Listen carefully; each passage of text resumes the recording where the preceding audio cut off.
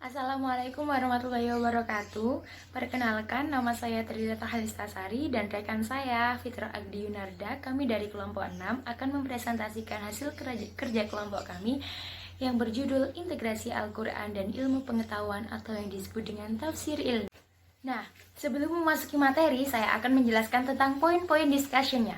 Yang pertama, kita akan menjelaskan tentang pengertian, yang kedua, sejarah, yang ketiga, pro kontra, dan yang terakhir adalah contoh dari tafsir ilmi itu sendiri. Oke, langsung saja kita masuk ke pembahasan nomor 1, yakni pengertian dari tafsir ilmi.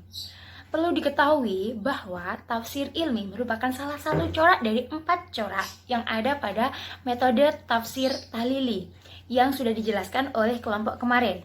Nah, karena tafsir sudah dijelaskan oleh kelompok metode tafsir, maka di sini saya akan menjelaskan tentang al-ilmi. Nah, menurut bahasa, al-ilmi itu kalau di bahasa Indonesia kan menjadi ilmu. Nah, kalau di bahasa Indonesia biasanya ilmu itu diartikan sebagai pengetahuan, atau kalau bahasa Inggrisnya itu knowledge. Tapi di sini di dalam tafsir ilmi ini, arti kata ilmi itu sendiri secara bahasa itu merupakan pengetahuan ilmiah atau sains. Kalau pengetahuan itu umum, maka di dalam pengetahuan itu ada subbab-subbab, ada khusus-khususnya tersendiri, yakni pengetahuan ilmiah ini atau yang disebut dengan sains. Nah, kemudian menurut istilah, kata ilmi itu merupakan ilmu-ilmu eksperimen. Apa sih ilmu eksperimen itu? Yaitu ilmu yang diperoleh menggunakan proses ilmiah dengan menggunakan metode yang terstruktur sehingga menghasilkan pemahaman yang sistematis dan sesuai dengan syarat-syarat ilmiah. Oke, jadi tafsir ilmi adalah corak penafsiran Al-Quran berdasarkan teori-teori pendekatan ilmiah yang bertujuan untuk memahami ayat-ayat kauniyah dalam Al-Quran menjadi selaras dengan perkembangan ilmu sesuai zaman dan juga untuk membuktikan kemukjizatan Al-Quran dengan adanya muatan kebenaran ilmiah dalam Al-Quran tersebut. Nah, di sini kalian pasti bingung kan, apa sih ayat-ayat kauniyah itu? Jadi, ayat-ayat kauniyah itu adalah ayat yang mengandung ilmu-ilmu alam semesta. Sehingga, secara spesifik dalam tafsir al-ilmi ini memiliki objek berupa ayat-ayat Al-Quran yang berkaitan dengan alam semesta atau yang berkaitan dengan sains modern, seperti ilmu geologi, astronomi, ilmu matematika, ilmu falak, dan seterusnya. Poin yang kedua yakni sejarah tafsir ilmi. Jadi, corak tafsir ilmi sudah lama muncul sejak dinasti Abbasiyah yang pada saat itu pemerintahnya dipimpin oleh Khalifah Al-Ma'mun, yakni putra dari Harun Al-Rashid yang merupakan seorang tokoh terkenal dengan sebutan cinta ilmu.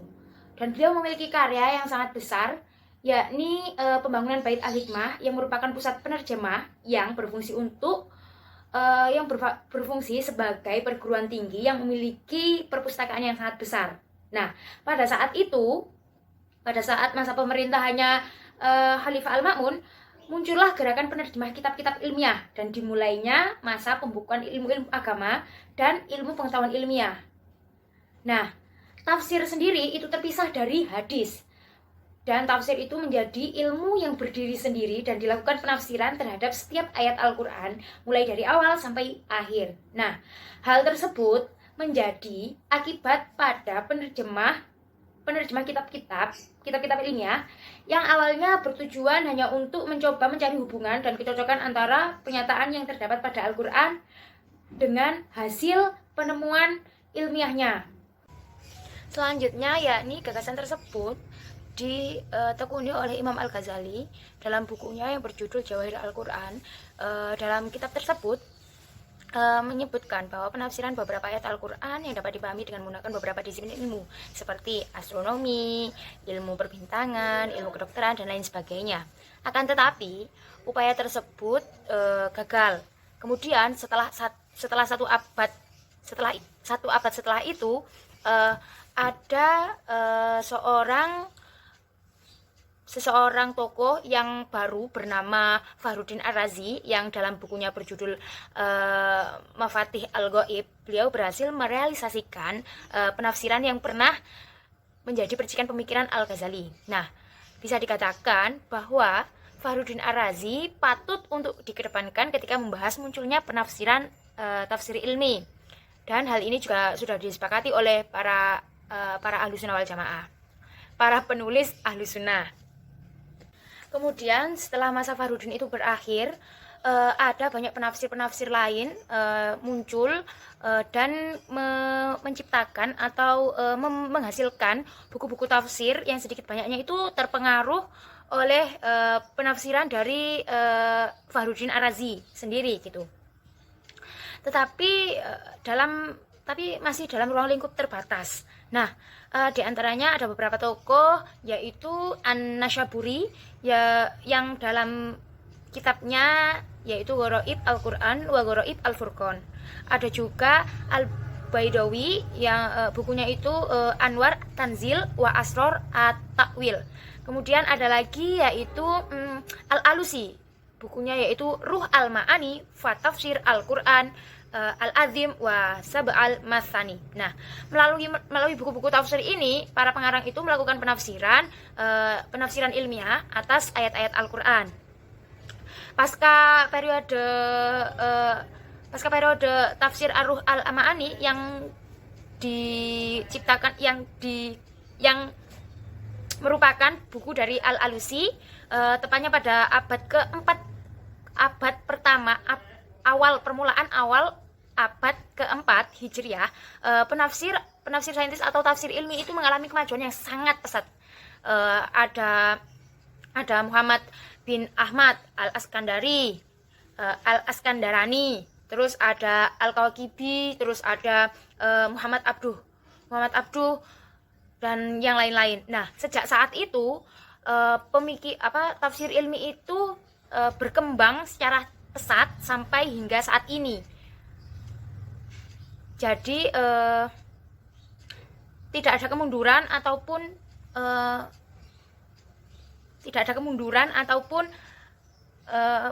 pemberhentian tafsir ilmi. Jadi setiap tahun, setiap zaman selalu ada ilmu-ilmu baru dari tafsir ilmi ini. Kemudian poin ketiga akan dijelaskan oleh rekan saya yaitu Mas Fitro. Assalamualaikum warahmatullahi wabarakatuh. Baik teman-teman, saya akan melanjutkan presentasi dari kelompok saya. Nama saya yaitu Rilakno. Di sini saya akan menjelaskan tentang pro kontra tafsir ilmi dan contoh dari tafsir ilmi. Yang pertama, pro kontra tafsir ilmi. Adanya perkembangan ilmu pengetahuan mengantarkan para ulama Islam ke arah pandangan terhadap perkembangan tafsir ilmi. Adanya tafsir ini menimbulkan banyak perbedaan pendapat oleh para ahli atau para musafir, para ulama. Banyak dari para pakar atau para ulama itu yang menerima atau mendukung dari tafsir ini. Bahkan ada yang menolak, dan bahkan ada yang di tengah perdebatan itu ada juga para pakar yang menempatkan mereka itu di pertengahan. Mereka menyebut mereka kelompok yang ketiga, yaitu kelompok pertengahan, kelompok yang membuat pengecualian secara tertentu.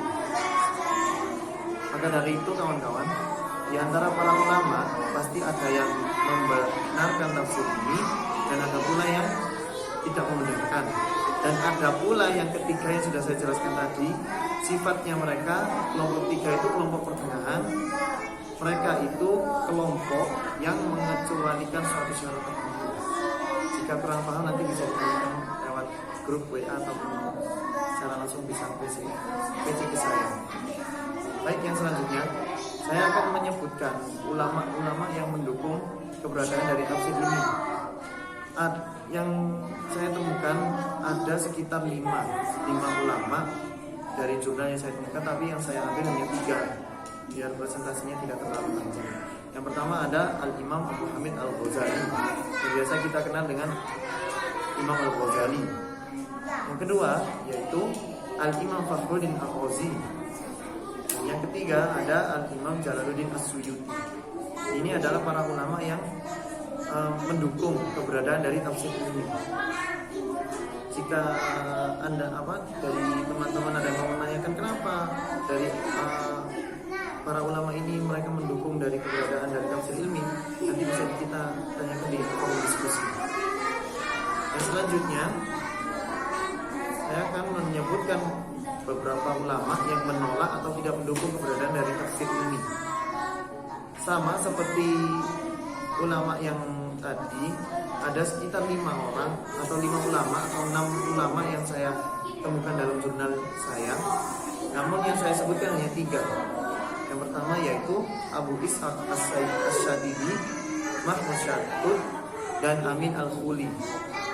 Sama seperti yang ulama yang mendukung dari tafsir ini, ada beberapa alasan mereka kenapa mereka menerima atau kenapa mereka menolak. Nanti bisa ditanyakan waktu di forum diskusi, teman-teman, agar presentasinya tidak terlalu panjang. Yang selanjutnya yaitu ada kelompok yang ketiga.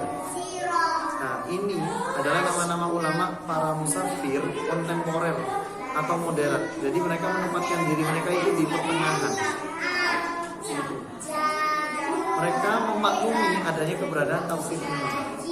Sama, saya juga menemukan beberapa ulama, namun yang saya sebutkan hanya 2 ulama. Yang pertama yaitu Syekh Qutb, dan yang kedua yaitu Ahmad Umar Abu Hajar. Seperti itu kawan-kawan. Kenapa mereka memaklumi keberadaan tafsir ini? Nanti bisa ditanyakan di forum diskusi lewat WA ataupun PC saya, terserah, bisa ditanyakan biar presentasinya tidak terlalu lama. Selanjutnya yaitu ke contoh tafsir ini. Nah, di sini kawan-kawan, saya mengambil dari penafsiran Tantawi Jauhari. Ini adalah salah satu ulama tafsir ini yang terkenal dalam kitabnya yang namanya Jauhari Tantawi. Sebenarnya ada dalam penafsirannya ada surat Al-Fatihah itu ayat 1 sampai 7. Namun yang saya ambil hanya ayat 1, yaitu bacaan Bismillahirrahmanirrahim. Baik, saya jelaskan ya. Yang pertama yaitu kata Bismillah, yang artinya dengan menyebut nama Allah. Di sini menurut Imam Tantawi, penyebutan nama Allah di sini di awal kalimat merupakan bentuk motivasi kepada kita, kepada manusia, agar dalam setiap pekerjaan itu yang kita lakukan selalu menyandarkan diri kepada Allah Subhanahu wa taala. Jadi kita melakukan segala aktivitas itu kita sandarkan kepada Allah Subhanahu wa taala. Karena Allah lah yang memberikan segala kenikmatan yang diberikan kepada manusia dan seluruh makhluk-makhluknya yang diciptakan oleh Allah Subhanahu wa taala. Dan hanya karena pertolongan Allah saja manusia dapat menjalani kehidupan dengan baik.